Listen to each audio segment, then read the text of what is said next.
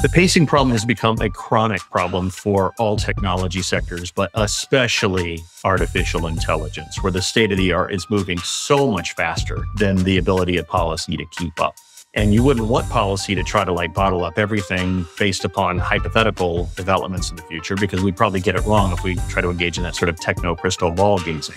And so the question is, how do you get so-called agile, iterative governance for AI that keeps pace without destroying the underlying goose that lays the golden eggs in the sector? And that's really, really hard. Welcome to AI, Government and the Future, a podcast by Corner Alliance. We explore the intersection of artificial intelligence, government, and the future. We work with government to create results. We ignite your agency's mission by helping you to design and implement high-impact and innovative federal programs in AI, broadband, cybersecurity, public safety, and more. Being a government ally is at the core of all we do. All right, welcome back to AI, Government and the Future. I am your host, Max Romanik, and today I am thrilled to welcome a leading figure in technology policy, Adam Thierer, to the show. Adam has been shaping the intersection of technology and public policy for over 3 decades. Currently a senior fellow at the R Street Institute, he's a strong advocate for policies that promote innovation and entrepreneurship. Adam's career includes influential roles at the Mercatus Center, the Cato Institute, and the Heritage Foundation. He's also a prolific author, and one of his key works, The Policy Origins of the Digital Revolution and Continuing Case for the Freedom to Innovate, explores how the foundations of digital policy have fostered technological advancement and why protecting the freedom to innovate remains crucial today.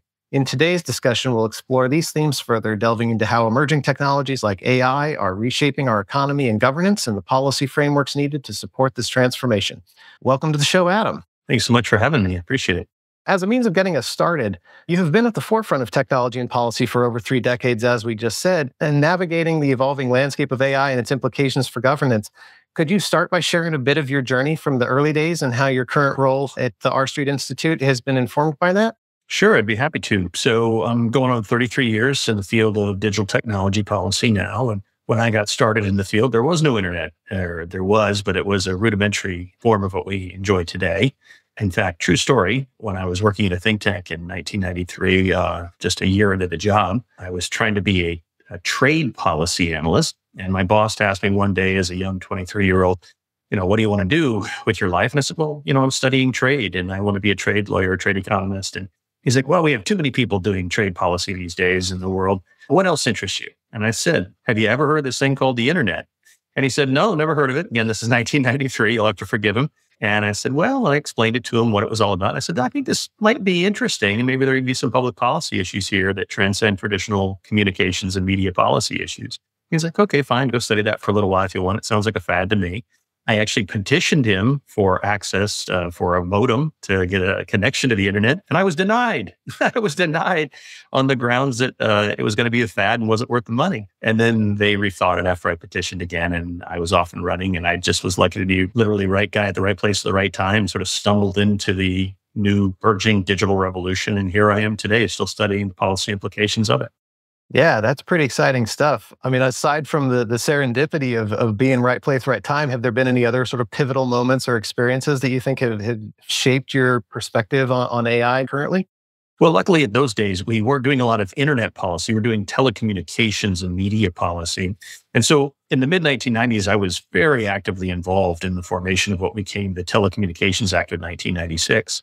And it was a really interesting lesson, a really interesting moment for us from a governance perspective, because it was a very backward-looking bill. It was a bill that said, oh my gosh, we've got all these problems with telephony and cable and satellite and broadcasting. What are we going to do? And so the bill tried to wrangle through these issues in hundreds and hundreds of pages. And then somewhere deep, deep in this bill as an afterthought was this thing called the internet, kind of a forgotten thing. And thankfully it was forgotten because they didn't mess it up. So it taught me the lesson. The lesson there was the value of patience and humility in thinking through policy for uncharted waters and understanding that there's only so much you can do to plan a technological revolution. And in fact, all the hand-wringing we did about what to do about those old sectors, all the law that we created, all the new regs, it didn't really mean a lot. But the fact that we gave the internet and e-commerce a wide berth and allowed entrepreneurs in the digital space to go out and let their creative juices flow and do amazing things. It worked, and it should tell us something about public policy. And we need to be very, very careful about how we craft it for new emerging technologies. It's an awesome lead into my next question. I wanted to talk a little bit about some of the forward-thinking policy decisions that were made in the early 90s.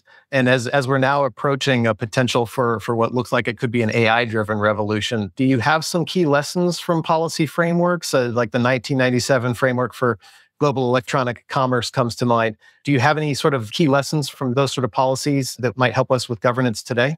Absolutely. So what you're referring to, the 1997 Framework for Global Electronic Commerce, was a document put out by the Clinton and Gore White House. And that document was very much widely accepted and a lot of bipartisan support. It basically said, like, the internet is something new and different and important, and we should give it a chance. We should understand that, there's a case to be made here for more of a bottom-up, agile approach to its governance. We should let it be a market-driven arena. We should try to solve problems in a different, more flexible way, as opposed to like old licensing regimes and top-down bureaucracies. And so this was an example of what I've gone on in my own work to refer to as a technology or an industry that it was allowed to be born free, as opposed to born into regulatory captivity. This is a fundamental problem for a lot of new technologies that come along. And as we get to AI, this is a problem for many AI issues or sectors, is that immediately when you're confronted with a new thing as a regulator or policymaker, you start thinking about how to fit the square peg into the round hole. And, you just can't. It ends up being that sometimes you need to rethink the old policy paradigms and understand that a little bit of flexibility and, again, humility is necessary. The Clinton-Gore framework brilliantly understood this and said, let's give it a chance, let's allow some time to develop, and let's not follow the European model, they said, which is really interesting. In 1997, the Clinton administration understood the Europeans were already going a very different direction across the Atlantic, which much more of a top-down, heavy-handed approach to sort of guiding everything in a sort of precautionary way. Like, let's have everybody come to us and ask for permission and bend the knee first before they can go out and do anything in this world. And so here we are all these years later, almost 25 years later now, and the results are in. Europe just put out a report this week, in fact, just a few days ago, about the failing state of European competitiveness, especially on digital technology. I always challenge my students and audiences I speak to, I say, name me a leading digital technology company headquartered in the European Union today. And there's usually a lot of silence. Now, there are a few, but not many. In fact, according to the data, 18 of the 25 largest digital technology companies in the world today are U.S. headquartered companies. And 50%, fully 50% of the largest employers in the digital technology space are U.S. headquartered companies. That has to tell us something about public policy. And what it tells us is that more flexible, bottom-up, market-oriented approach with flexible rules and policy is very positive and conducive for so-called innovation culture in terms of allowing a culture of innovation to flourish. Whereas the Europeans had a very fear-based, threatening approach to these things that at every juncture was guarded by bureaucrats and not allowed people to shake things up or think outside the box. This is, once again, 25 years later, the exact same debate we're having about artificial intelligence and what to do about it. Sure. And it seems to me that Europe is sort of following the same trajectory they did 25 years ago with their AI law. I'd love to get your perspective on how some of that lighter touch could be applied to some of the common AI policy issues that we see coming up, like ethics and privacy and bias. How do those issues work in a lighter touch regulatory framework like what you're describing? Yeah, that's a great question. And it's a big question because the first and most important thing to understand when we talk about AI policy, quote unquote, is that it's not just one thing. It's many, many things. Thomas Edison was once asked by someone tell us about the field of electricity and what we should know about it. And Edison said, well, it's not just one field. It's a field of fields, he said. And so whatever one thinks about Edison's assessment of electricity being many different fields or some fields, that is absolutely true of artificial intelligence. There's not just one thing here. There's many, many things here. And at the highest level, we can divide AI and AI policy into two big, large buckets, but then we have to subdivide those buckets. The biggest bucket, the macro, broad-based bucket, is sort of general purpose AI, like regulating AI, qua AI as a general purpose technology, something unique and special in and of itself.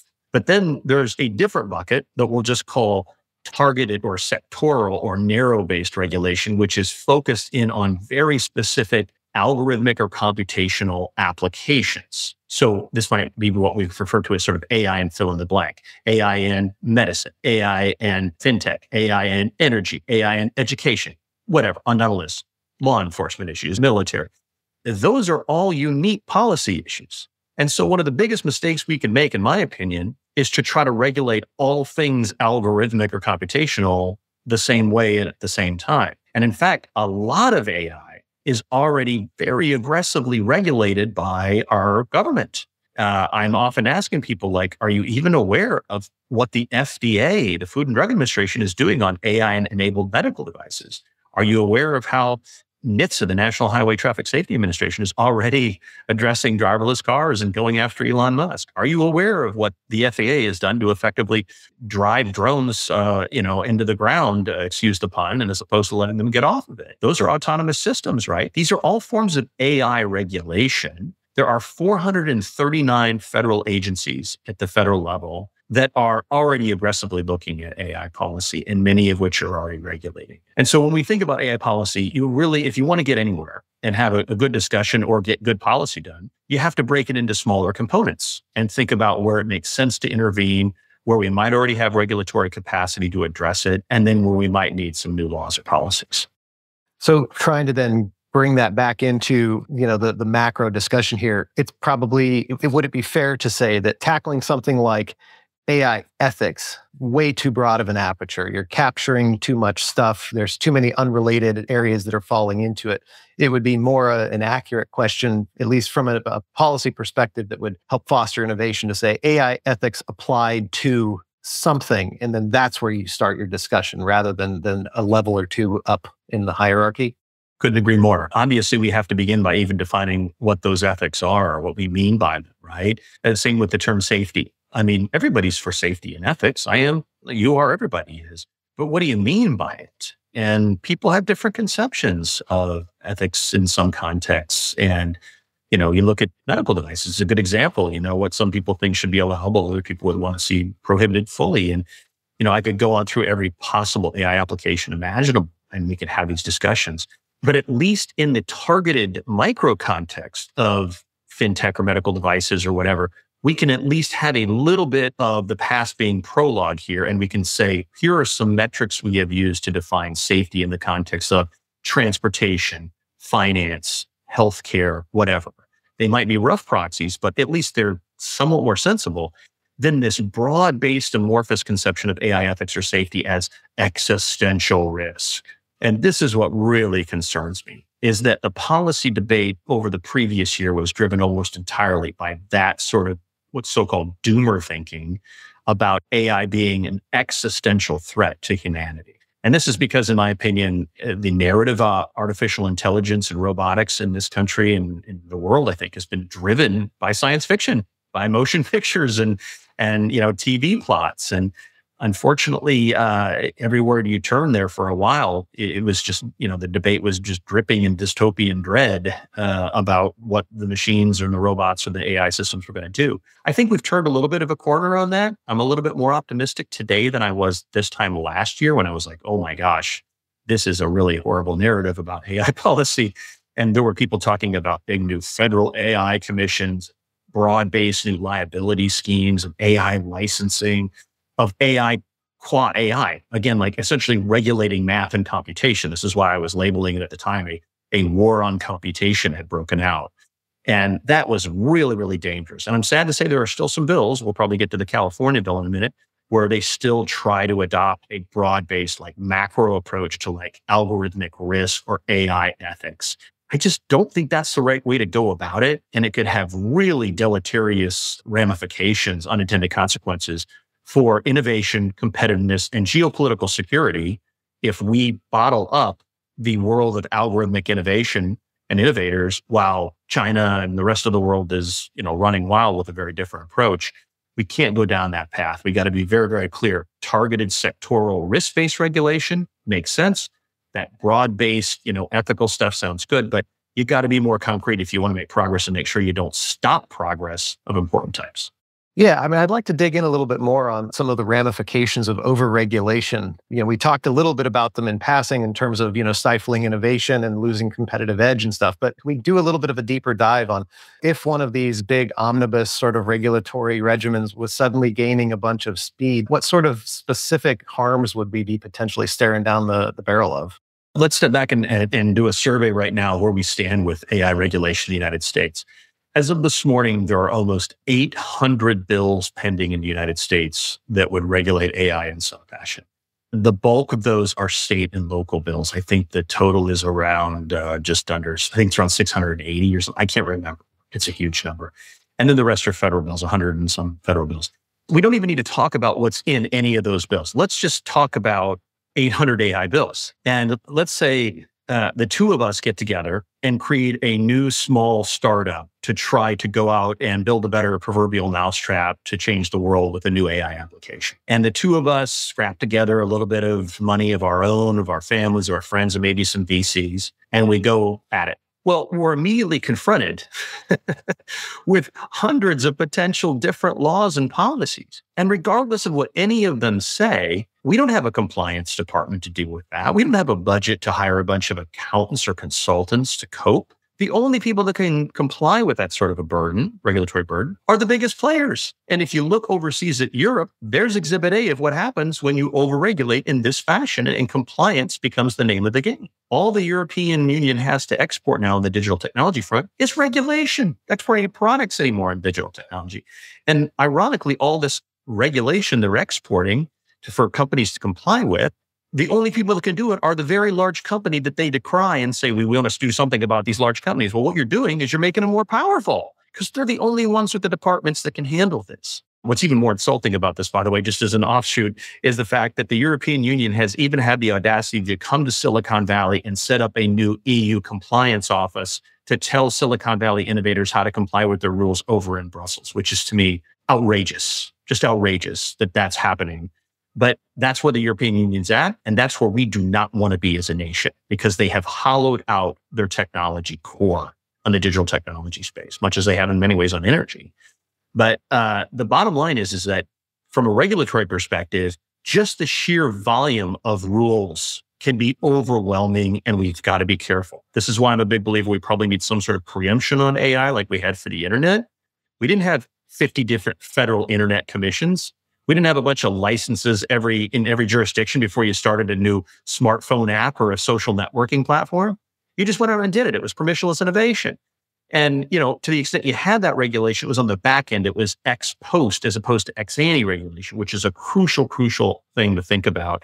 It's not that we don't want rules, but we want to give innovation a chance, let innovators be innocent until proven guilty. And then if they do something wrong or create real harm, we throw the book at it. We go after them. And we've got a lot of law to do it. And I'm always amazed in this AI debate today, how people just ignore all the law that we have on the books. And the fact that we also have the most overly litigious, tort system in the world. So even if you don't get hit by the regulatory book, you get hit in the courts by trial lawyer liability. That being said, there are rules that are moving along, some of which could be far more burdensome than others. And I'm not against all the rules or bills that are pending in the states. But the problematic ones, like what California has done and other states, would basically try to regulate AI at a very high level, at the so-called model level, to regulate, again, computational capacity and large-scale computing on the theory that powerful computing and math itself is per se harmful. And that, to me, is insane. I think that's the wrong place to start a debate. The right place to start a debate and the best bills in the states are those that take, again, the targeted focus, look at very specific concrete concerns and say, could it be maybe that the use of AI in this policing context could create unique dangers that we might want to address preemptively? Okay, that's a more reasonable conversation to have. Let's maybe talk about how police could use AI in profiling and while we want to put some safeguards on that, or let's talk about maybe AI in the classroom or AI in elections. These are better conversations to have about AI governance or regulation than the idea of let's regulate all AI. Let's regulate all models. If it's big and powerful, it's got to be bad. No, to me, that's very immature and it's very dangerous thing. So it's hard to ask this next question without there being an air of conspiracy behind it, and I do not intend it as such. But to your point about the current regulatory regimens that are a bit overreaching, sort of consolidating power with those large providers, there's also fairly significant overlap with those providers being data brokers themselves. They own a lot of the data that those models are trained on and that they use. Is conflating the two issues of data broker and then the math and algorithmic science that applies the data towards a problem, is that tension at all present here? And is there any sort of possibility that that attempt at the overregulation is specifically to force the power into those consolidated groups? Yeah, that's a keen insight, I think, because obviously the debate about data and data handling and data privacy and security is now fundamentally tied up with the debate about AI policy, when in reality, they're different debates. So we have been struggling for many years to try to get a baseline comprehensive national data privacy bill passed in Congress, and my organization favors that. There are some state measures on privacy, of course, and that number is growing. There's a lot of different things going on cybersecurity. And all of these have a relationship with AI broadly, because AI at root is all about data science mixed with computational power. But on the data science thing, data science depends upon data. And a lot of that data can be sensitive or, requiring some safeguards. And that's an understandable debate to have. Now, I'm a big believer in the importance of making sure we don't completely shut down that spigot and kill what is really the fuel that powers these algorithmic systems. If you want to move the needle in terms of like human health and welfare using, artificial intelligence systems, you've got to have data inputs, and they've got to be constantly improving data sets, or else you just won't get the data science that is needed to compute to power the AI systems. But getting back to the policy side of this goes back to my first principle about breaking the debate into smaller components and figuring out like maybe it would be better to start with something about cybersecurity, something about privacy, and then get to the question of more broad-based AI regulation. I think the problem is, as we saw last year with the big privacy bill in front of Congress, is that it got very large and very bloated, trying to appease a lot of different concerns and interests. And then it also included AI regulation on the back end of it. And that was very, very problematic to me. There was a whole section about algorithmic justice or fairness and about having AI impact assessments being mandated by law. I just think that's a mistake. I think we should peel those things out of that bill, focus on data handling, data privacy, how long can data be retained, what types of sensitive data shouldn't be collected at all, how do you minimize those things that are problematic? That's a better debate to have.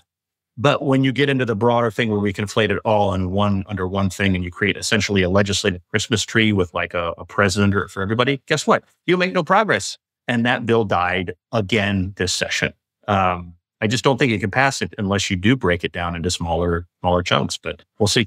Another heavily related concept that comes up in this space is the pacing problem with having fast-moving tech and slow-moving governance and regulation that might follow it. What sort of strategies are out there that you think might be effective in a regulatory environment that is effective and adaptive and has at least some chance of keeping pace, or at least getting the pacing to the point where you're not stifling innovation at the expense of completely eliminating any protections? Yeah, wonderful question. So the pacing problem refers to the idea that technological change is at least linear and sometimes exponential, but public policy change is incremental at best. And the gap between those two things just continues to grow, the pace of technological change versus the pace of policy change. And that's the so-called pacing problem. The pacing problem has become a chronic problem for all technology sectors, but especially artificial intelligence, where the state of the art is moving so much faster than the ability of policy to keep up. And you wouldn't want policy to try to bottle up everything based upon hypothetical developments in the future, because we'd probably get it wrong if we try to engage in that sort of techno crystal ball gazing. And so the question is, how do you get so-called agile, iterative governance for AI that keeps pace without destroying the underlying goose that lays the golden eggs in the sector?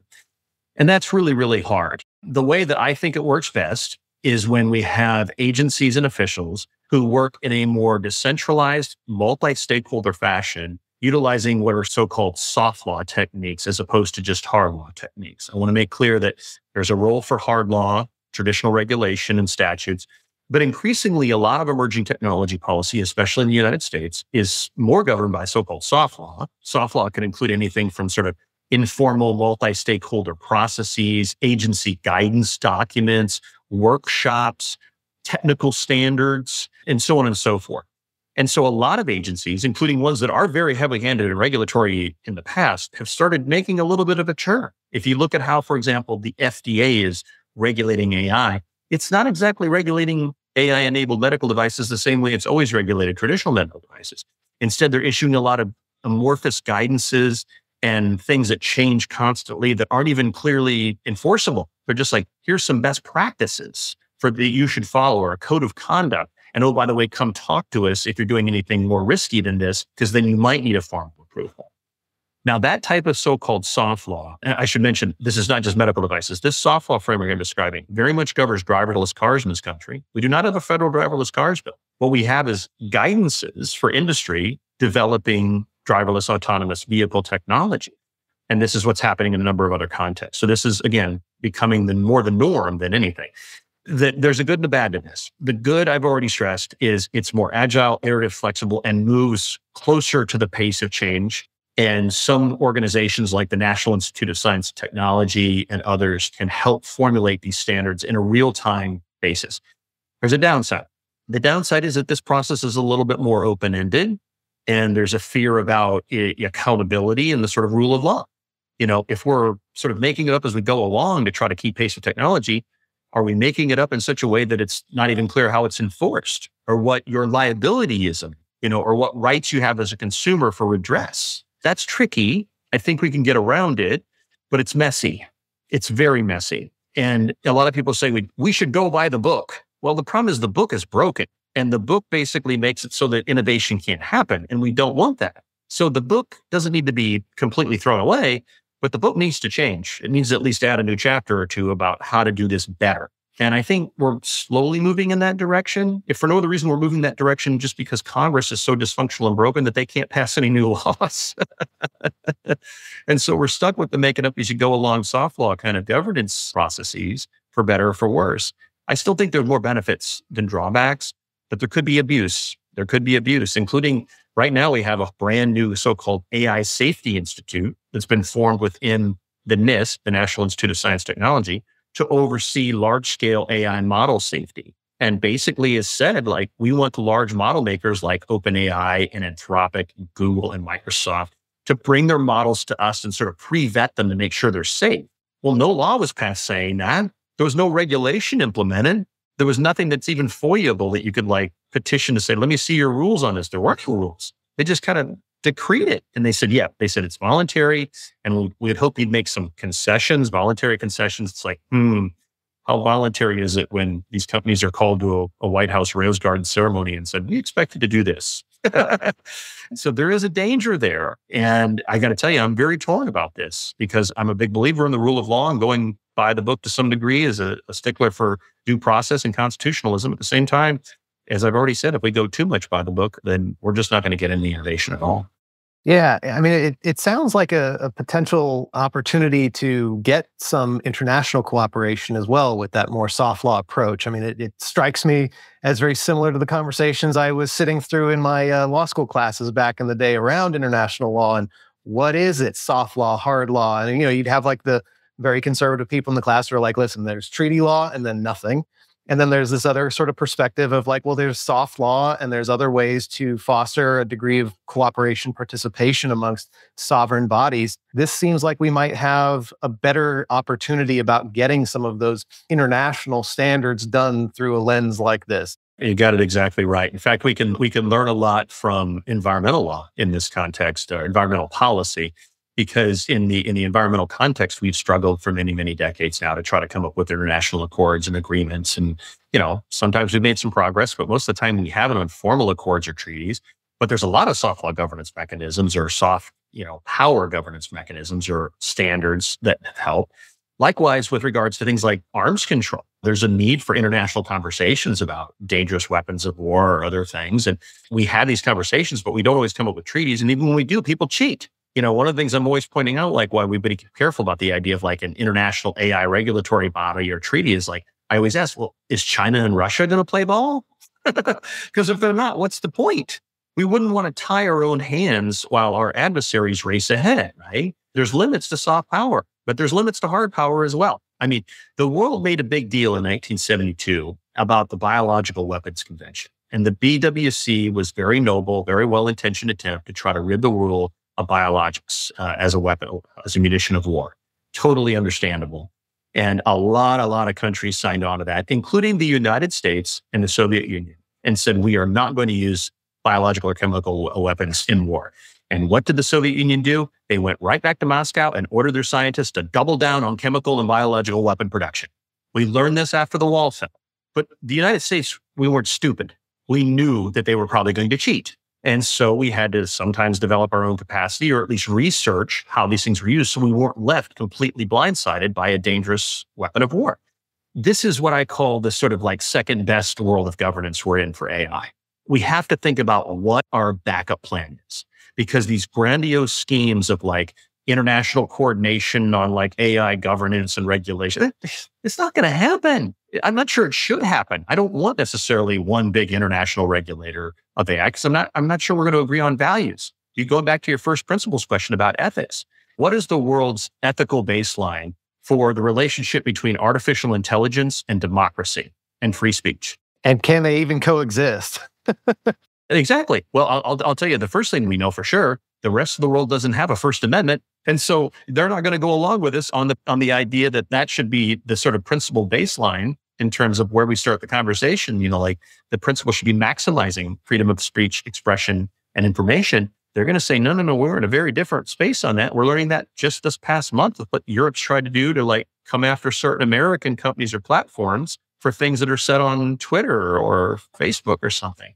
So we can't even agree on high-level ethics at an international level to get the conversation rolling. We're going to have to rely on more soft power, informal agreements, baby steps approaches. Instead of multilateralism, we might need to have minilateralism, where sort of a coalition of the willing work together in a more targeted way to sort of advance the ball on AI safety in very specific ways. I won't go off on a tangent on this, but just an example I keep going back to medical devices and AI. There's an entire international body nobody knows about called the International Medical Device Regulators Forum. It's a collection of regulators from around the world at the equivalent FDAs from other countries that come together and talk about how to coordinate standards for medical devices, including AI-enabled medical devices. It doesn't mean we have international law for AI medical devices. But what it means is we have some greater degree of coordination and governance of these things to have a little bit more harmonization or equalization. That's a good thing. I think that's good. And in fact, I actually like EU food and drug regulation and medical device regulation a little bit more than I do American regulation. It's one of the very few times I can say that. So I'm kind of hoping we do equalize in that direction a little bit more. But that's a more pragmatic conversation. And the fundamental thing that it frustrates so many policymakers and pundits in this world is they're looking for this elusive and completely imaginary Goldilocks formula of getting everything just right. Not too hot, not too cold. Got to get that right solution. Just get it right. And my attitude is like, no, there's no Goldilocks formula. And maybe I'm just jaded from years of doing this, or maybe I'm just far more pragmatic and realistic because I just look at the realpolitik of like international AI governance and say, this is not going to work, folks. There's no way. It's not just China and Russia not signing on to stuff. How about the biggest open source model in the world besides Facebook's Llama model for AI is Falcon 180B, which is developed by the UAE. The government of the UAE funded that model. And then they released it to the world. Are we going to go in as a government and tell the UAE, you cannot release your open source model to the world because it's a violation of our laws? Good luck with that. The sultans and others are going to say, get the hell out of our face. We're not going to go along with what you want here because we want to develop our own algorithmic and computational capacity as a nation. And they have every right to do so. That's really interesting. Just the notion of balkanization of, governance and requirements gathering and that sort of thing versus something that looks more like an international standard setting body that has broad international collaboration like the IEEE or ISO, ACM, BSI. Yeah, lots of groups like that. Right. It's a fine line between which one is a open source consortium working for the betterment of the technology versus entrenched special interests, maybe violating civil rights, depending on your definition of civil rights, et cetera, et cetera. Absolutely. Yeah, I get that. We don't really have a good term for this in the United States, but when I was living in Britain, I found out about this term that the Brits use, Quango. Quango is quasi-autonomous non-governmental organization. And, there's a lot of Quangos in the UK and other countries that sort of float in between private and public. They're right there in between. And we do have Quangos in the United States. And you mentioned, IEEE, and I mentioned ACM, but there's others. There's others that have a little bit of both kind of powers. They play an increasingly important role as an intermediary in the world of modern technological governance. I was just at an event before our podcast here today on Capitol Hill with the IEEE, where they were talking about AI safety standards and how they're formulating more and more ongoing agile way and doing it in an international basis and getting international buy-in. And this is another benefit of the sort of soft law or soft power approach, because we can get probably a little bit more agreement about and rough consensus around sort of soft law standards than we could a formal treaty that everybody has to sign off on. And going back a generation for the internet, that one of the most crucial bodies for internet governance was called the Internet Engineering Task Force, the IETF. And they helped us negotiate international standards for domain names and other things. And their motto was so-called running code and rough consensus. Running code and rough consensus. I love that phrase, and I think it's perfectly applicable to AI. I wrote a whole paper about it saying, this is our model still. We have to constantly be iterating both in technology and in policy to come up with a rough consensus about governance and ethics. We all want to so-called bake in ethics by design into AI development process to make sure it's aligned with human values, but that's not a one and done process. It's an ongoing iterative process and conversation. But that fact frustrates people endlessly because they don't like it. It's just messy. It's messy and imprecise. You have to learn to live with the messiness of AI governance and love it. But a lot of people just can't. They want a lot more certainty in one direction or the other. And part of my argument is like a practical one too, just saying I don't think you're going to get what either of you want on the extremes. You're going to have to meet in between stuff. Yeah, exactly. Like focusing on the bell curve is great, but the arguments at the two standard deviations beyond are certainly more entertaining. Switching gears here a little bit, how do you see policymakers and industry leaders, innovators, hopefully being able to work together to address some of these challenges? I mean, I think the soft law concepts that you and I had been talking about, some of these quasi non-governmental entities are certainly a great start, but do they have enough fuel in the tank to get us where we need to go? Or is there going to have to be a jumping off point here somewhere that policymakers should really have their eyes towards? I think that remains to be determined how this plays out. And I think the wild card here is the fact that states are moving now much, much faster than the federal government. I mentioned of the 800 bills pending that the vast majority of them, almost 700 of them, are state bills. And what I failed to mention is that count does not include municipal AI bills, which are now proliferating rapidly. There's been important bills passed recently by the city of New York and the city of San Francisco. And there are even counties getting involved in AI regulation. So again, there's a patchwork, and then there's a patchwork of patchworks that's a living hell for us, right? I have advocated in my work some sort of degree of preemption of state AI regulatory activity, but I'm here to tell you that's dang hard. It's really hard to know how to preempt. You can preempt maybe at the model level, like saying no regulation of underlying computation or the models, but everything you do beyond that gets a lot harder and encounters a lot more resistance. I wish that wasn't the case because, again, going back to our internet example, we very specifically, explicitly preempted state activity in terms of like licensing certain types of things or taxing things. I mean, there was an entire bill passed in 1998 called the Internet Tax Freedom Act that dealt with so-called discriminatory state and local broadband taxes. And it even had some language about sales taxes in it. So it's like, we had a model there for like regulating right down to the core of the fiscal power of a state or local government. And then we had other things that were passed, little smaller things that made it clear the state shouldn't muck with the marketplace for e-commerce nationally. That's all gone. That consensus is all gone. Everybody's off and running. And it's because there's a lot, AI and tech companies have a lot of enemies. A lot of people, not just on the left, but on the right, want to see AI regulated for very different purposes. And we've already had 2 bills go to the Supreme Court based upon like the algorithms that power social media speech. And those were driven by Florida and Texas in conservative efforts. They were led by conservative governors conservative legislatures pushed bills through that went all the way to the Supreme Court to be tested. So this isn't just a left-right thing. This is like an everybody wants their paws all over AI thing. And so I'm not sure how to answer your question. I'm not sure, what a jumping off point is or means. I do know this. Some people that have passed state laws, even they have acknowledged that there's a potential problem there. Governor Jared Polis, someone who I think very highly of, Colorado governor, former member of Congress, he passed a very important, first of its kind, comprehensive state AI law.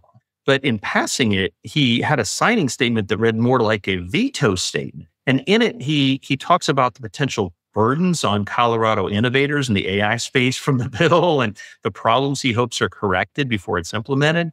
But then amazingly, he ends up pleading with Congress to do something about this. And I'll just read you his exact quote. He calls for, quote, a needed cohesive federal approach, end quote, that is, quote, applied by the federal government to limit and preempt varied compliance burdens on innovators and ensure a level playing field across state lines, along with ensuring access to life-saving and money-saving AI technologies for consumers.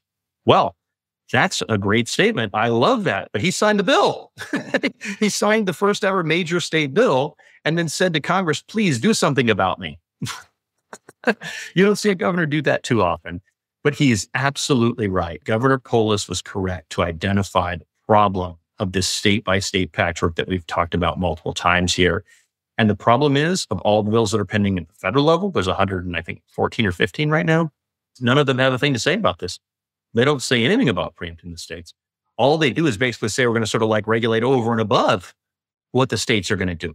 That's so-called floor preemption as opposed to ceiling preemption.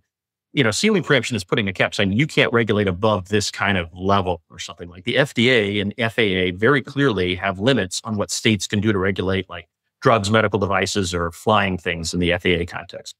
And that's pretty plenary authority, right? That is ceiling preemption. But there's another type of preemption called floor preemption. Like, well, we're going to have some policy at the federal level over and above what states are doing. And my argument is that's not preemption at all. That's just another layer of compliance burden. You're just regulating over and above what the states are doing. Real preemption means you have to put some limits on what states can do altogether and say like, sorry, no, you just can't go here because this is interstate computational commerce and speech. We regulate, I always argue in my work, and the first of my boring 10 books was on federalism, interstate commerce, and technological issues. And I made the point in that book that even though I'm a big believer in federalism, again, there have to be some limits, and that the most important thing that America got right that drove our economic engine of success historically is that we had the biggest free trade zone in the world. And we still do today.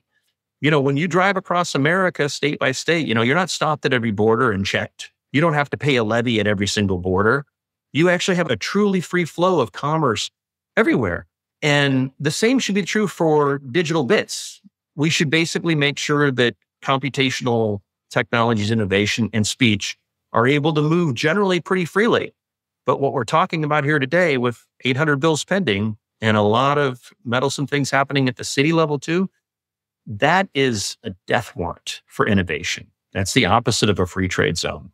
And I'm really, really concerned that this is going to turn out badly when we come back next year and start anew and we see even more bills of this sort. Yeah, and it seems also counterproductive to a lot of their aims. We have a lot of clients who have gotten very excited about AI, have made a number of investments. They're starting to use them. And then, oh my goodness, where's the governance structure? How do we harmonize all of this? How are we supposed to actually do all of this? And I feel like that's what's driving a lot of the legislatures to feel like they're prompted to take action. But they're not completing the loop, which is if you then go ahead and proceed with this, now it's not a matter of, oh, I've bought something and I can't use it. It's that there's going to be nothing for you to buy except for by the carriers you've said you don't want to use, because they're the only ones big enough to comply with that patchwork regulation. And there's another added wrinkle to this, which is even more problematic from my perspective, which is that there's a really ugly dynamic now where a lot of industries and sectors and trade associations are kind of like throwing each other under the bus. Like saying, we're not the problem. You should go look at them. What was Franklin's quote about, like, if we don't hang together, we'll surely hang separately, or something like that. I can't remember what it was, but the point is that like you would hope that like all of these different AI related companies' interest sectors would kind of hang together and work hard together to like get a good frame.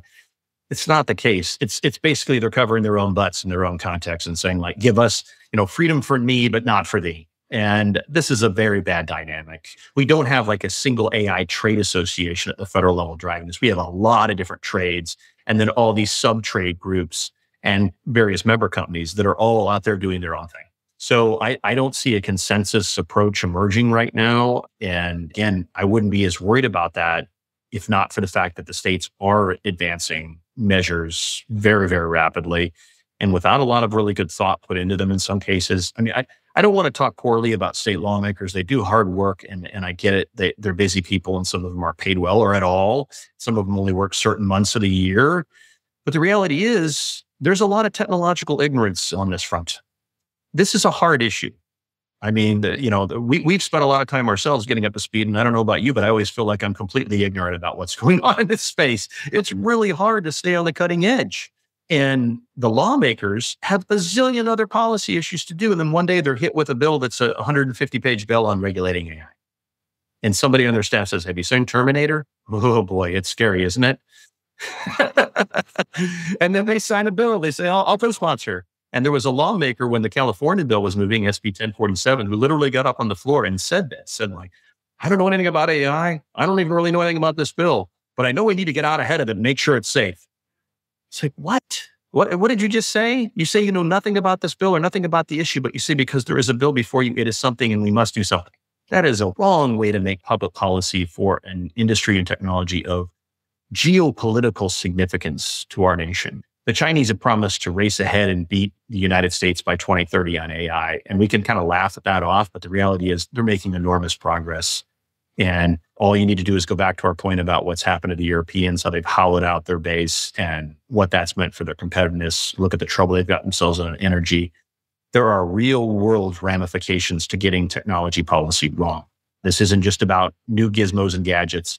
It's about, of course, it's about life-saving and life-improving innovations and, exciting new things, but it's also about security. It's about geopolitical competitiveness and security, and we can't ever forget that. Yeah, absolutely. We're about out of time, but I will give you last word on this question.